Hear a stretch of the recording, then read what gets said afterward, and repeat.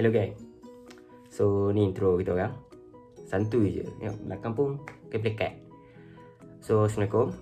We are from Group 1 SC110-4E. And the purpose on doing this video is to answer the question that was assigned to us.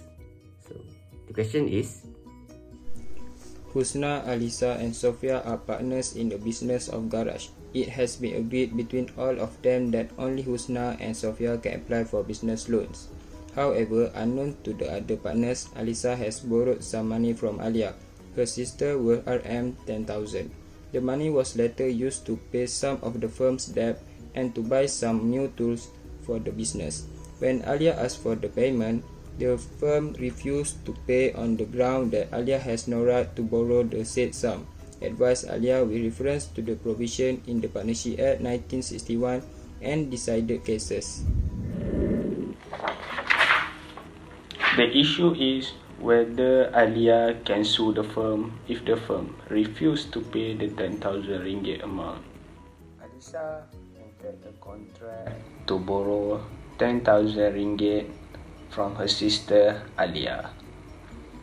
Alia can sue the other partners, which is Sophia and Husna, for the repayment of the loan. For that, however, there are 4 conditions have to be satisfied in order to make the firm liable. The first condition, the act must be within his actual or apparent authority. The act must be done for the purpose of the business. The act must be done in the firm's ordinary course of business. The act must be done by a partner as a partner of the firm and not in his own personal capacity. We will discuss in more detail all the 4 conditions that have to be satisfied later on. Firstly, the act of partner must be within his actual or apparent authority to make the firm and other partner liable. This is because Section 7 of the Partnership Act provides that every partner is an agent of the firm and his other partners. By virtue of Section 10, if it has been agreed between the partners that any restriction shall be placed on the power of anyone or more of them to bind the firm, no act done in contravention of the agreement is binding on the firm with respect to person having notice of the agreement. In the case of Merchant Credit and Garrett, Parker and Garrett were partners in the business of letting lock-up garage and repairing cars. Garrett was a sleeping partner. The partnership agreement between them excluded the buying and selling of cars. Parker sold to Merchant Credit a car to which he had no title. Merchant Credit sued Garrett as a partner and demanded his money back. The court held that Garrett as a partner was liable for the act of his partner because Merchant Credit did not know of the restriction in the agreement. Applying to the situation, Alisa cannot apply for a loan as she has no authority to do so. Only Husna and Sophia can apply for business loan. Instead of that, the company doesn't approve because the other partners do not know, thus the firm is not liable.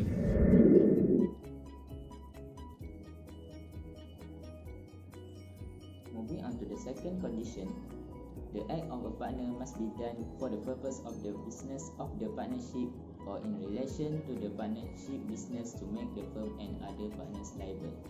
There are 2 sections of Partnership Act 1961 that are highlighted in this condition, Section 7 and Section 9. By virtue of Section 7, every partner is an agent of the firm and his other partners for the purpose of the business of the partnership.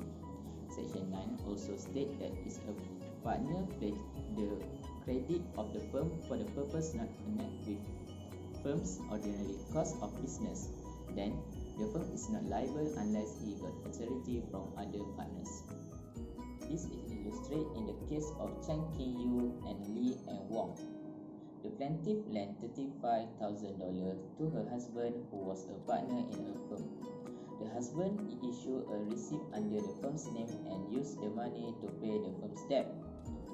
The plaintiff took an action to recover her money, but other partners refused to pay on the grounds that the plaintiff husband had no authority to borrow money. The court held that the act of borrowing money by the plaintiff husband was important for the firm's continuous business. Therefore, the firm was liable. Applying to the situation, it is stated that the Rm10,000 is used to pay some of the firm's debt and buy some new tools for the business. It is considered as for the purpose of the business of the partnership, as buying new tools for the business was usually for garage business. Although buying some new tools considered as for the purpose of the business, Alisa still cannot make a contract to apply the business loan from her sister Alia without authority from all other partners. Thus, the firm will not be liable based on this second condition. We now proceed to the third condition, which is the act of the partner must be done in the firm's ordinary course of business or usual way of business to make the firm and other partners liable. The term ordinary course or usual way of business means the act must be connected, relevant, necessary, and reasonably normal for the business of the firm to be carried on, meaning that ordinary course of business consistent with the past custom and practice. According to Section 7 of Partnership Act 1961, every partner is an agent of the firm and his other partners, and the act of every partner who does any act in carrying on in the usual way business of the kind carried on by the firm of which he is a member binds the firm and his partners. By virtue of Section 9 of Partnership Act 1961 provides that if a partner pledge the credit of the firm for a purpose not connected with the firm's ordinary course of business, then the firm is not liable. So, by Section 7 and Section 9, it is compulsory that the act of the partner must, in connection with the firm's ordinary course of business, to make the firm and other partners liable. This can be illustrated in the case of Mercantile Credit Company and Garrett. The fact of the case is Parkin and Garrett were in a partnership in a garage business. In their partnership agreement, both were prohibited from buying and selling motor vehicles.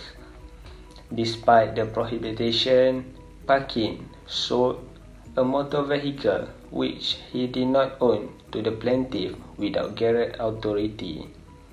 When the plaintiff realized that Parkin had no title to the car, the plaintiff claimed his money back from the innocent partner, Garrett. The court held that the action succeeded. Garrett was found liable for the sale of the car, as the court found that dealing in motor vehicle was usual for motor garage business. Applying to the situation, it is stated that the 10,000 ringgit used to pay some of the firm's debt and to buy some new tools for the business. It is considered as ordinary course of business, as buying new tool was usual for garage business. According to Section 7 of Partnership Act 1961, stated that every partner is an agent of the firm and his other partners, unless the partner so acting has no authority to act for the firm in the particular matter. We can say that although buying new tools considered as ordinary course of business for garage business, Alisa, who is one of the partner, has no authority to make a contract to apply the business loan from her sister Alia in the first place. The act done by Alisa to make the loan was in an unusual practice. Thus, the firm is not liable based on this third condition. Last but not least, the act of a partner must be done by the partner as a partner of the firm and not in his own personal capacity. A partner who not act in his character of a partner cannot bind the firm, even though the transaction relates to a matter which is within the scope of partnership business and his actual authority. However, according to Section 7, if the partner is doing act for the business purpose, it certainly can be naughty pula. However, according to Section 7, if the partner is doing act for the business purpose, it certainly can be considered as acting as an agent for the firm and can make the firm liable accordingly.